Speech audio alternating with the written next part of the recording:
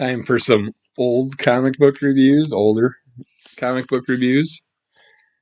Show something off that the wife picked up at a thrift store for $1 this week, past weekend. Awesome little picture of Kermit the Frog. It's for $1, can't go wrong. It's pretty cool looking.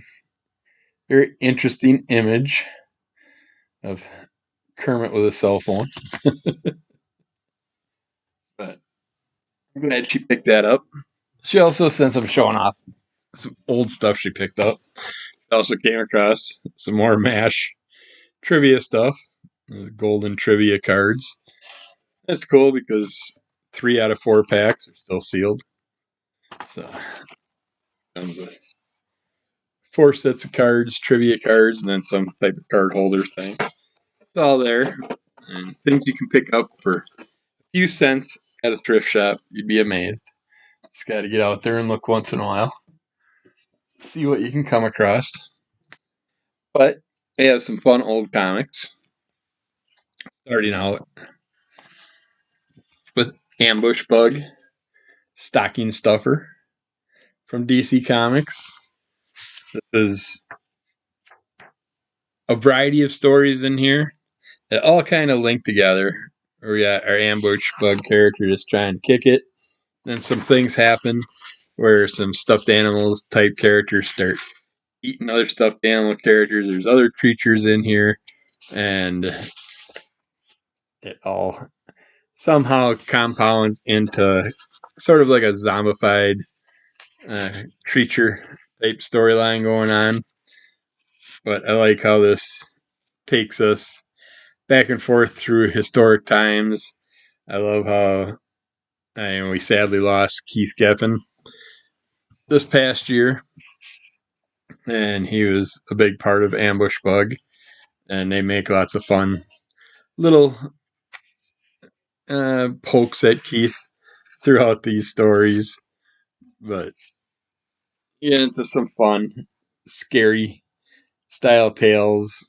Considering it's a stocking stuffer, you would think it would have more Christmassy style storylines.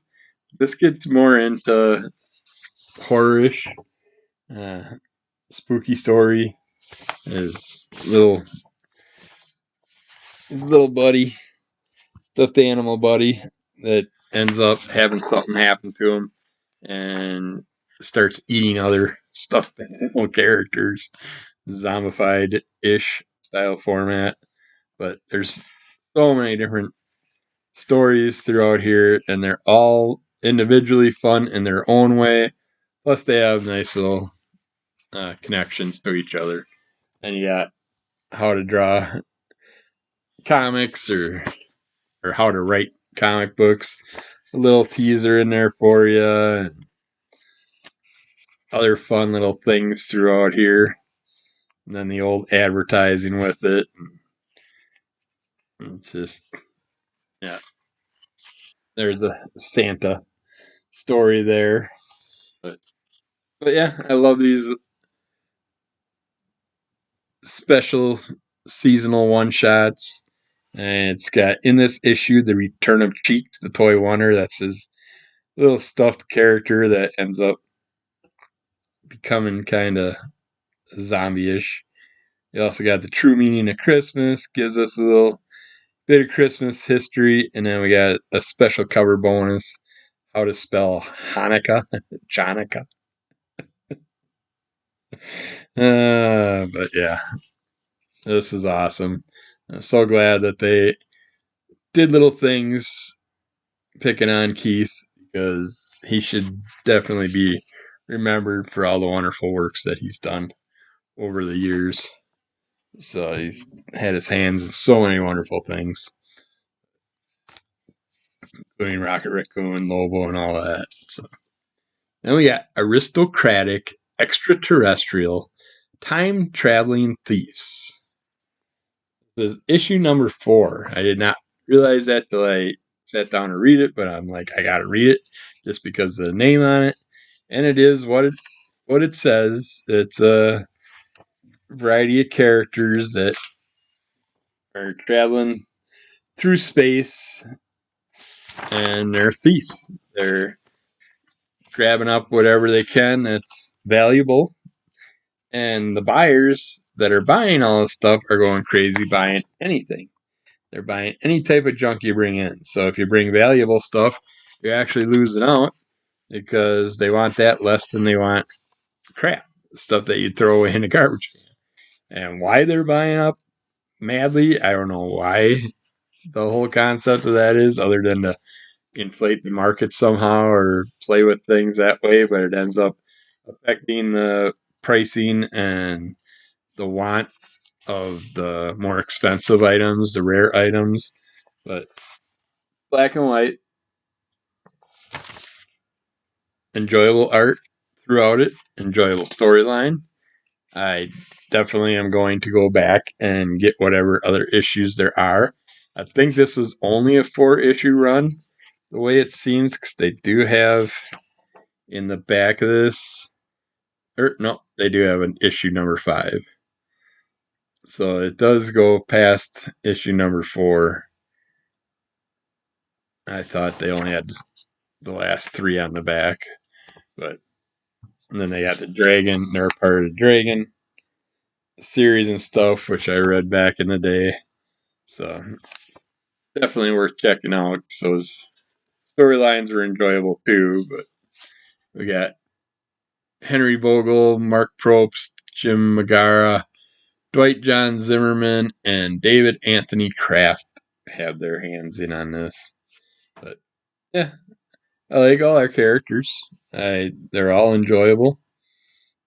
I want to see more what they're up to, and it's basically reminds me of Firefly with aliens kind of feel to it, but scavengers out causing trouble as usual. That's what happens in space. Apparently, once we advance to the stars, we're gonna blow each other up in the atmosphere, up in the space realms, out in outer space, and just fly around. And when we come across floating vessel pieces, go through and collect things. I don't. It doesn't really make sense that we're going to pollute the space atmosphere with a bunch of blown up ships, and we're just going to go around traveling through and stealing stuff from those ships as we need it. It's basically we're going to turn outer space into our own giant junkyard, salvage yard. It's like that's how all these thievery style space exploration characters make me think. It's just when we do something. I mean, if I was able to go anywhere in space, I'd go exploring planets. I wouldn't be just sitting out there floating around, going through stuff that was destroyed. But yeah, we got Madhouse Comics number 109. Bought this because of the vampire and the evil girl on the cover. I'm like, cool. I want to see what that story's all about. Well, those characters aren't in here. You get 3 different stories in here. You get Herman the Vermin, where he's dealing with a possessed TV set that's kind of sending him through time, and he's got to deal with what's going on with that along the way. You got the fun old advertisements, you got fun things for people to do in these. There's some like word games and stuff that you can work on if you want. We have Bionic Animals storyline, or it's just that you're dealing with different animals and their bionic abilities. It's kind of like gives you it's Madhouse comics, but you could say it's kind of a Mad magazine style comics because you also have like Girls in Sports, where you're seeing different little parodies of girls doing different sports, and for the time and stuff, some of this could offend people nowadays. We have a little Josie and the Pussycats and the Banana Boogie thing that goes with an advertisement of something you can get. We got witches dealing with one fudge Sunday to go, or a lady that just so happens to be mixing up some witchcraft stew for something she's planning. Her grandson, or yeah, I think it's her grandson, just so happens to get a taste of the stew, and some things happen to him. All kinds of fun happens along the way. And we also got the Green Machine, where we have a plant-related horror story in this one, where a plant kind of comes to life and takes over things. But yeah, bought it for the vampire, didn't get the vampire. Love the stories that were in it, but definitely would have liked to see the vampire and the creepy girl.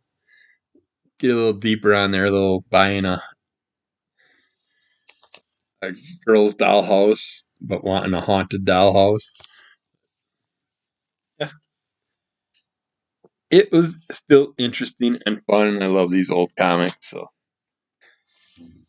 definitely a nice little stack of older items that were fun and interesting, and definitely have me looking for a few that I didn't have along the way that I will have to look for in the future.